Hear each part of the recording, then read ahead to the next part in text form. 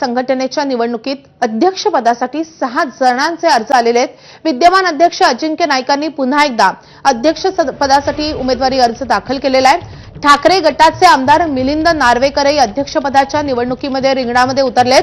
त्याशिवाय प्रसाद लाड, जितेंद्र आव्हाड, विहंग सरनाईकांनी देखील अध्यक्षपदासाठी उमेदवारी अर्ज दाखल केलाय। माजी कर्णधार डायना एडुलजी यांनी सुद्धा अध्यक्षपदाच्या शर्यतीमध्ये उडी घेतली आहे। आमदार मिलिंद नार्वेकरांना हवाय जय शहा यांचा आधार। एमसीएची त्रैवार्षिक निवडणूक 12 नोव्हेंबरला पार पडणार आहे आणि अर्ज मागे घेण्यासाठी उद्या शेवटचा दिवस आहे।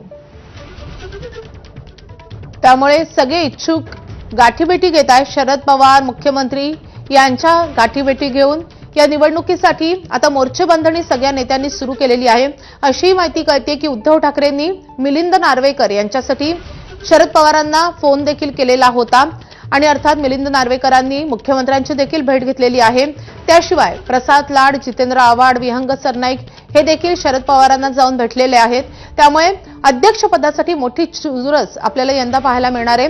मिलिंद नार्वेकर यांना जय शहा यांचा आधार हवाय।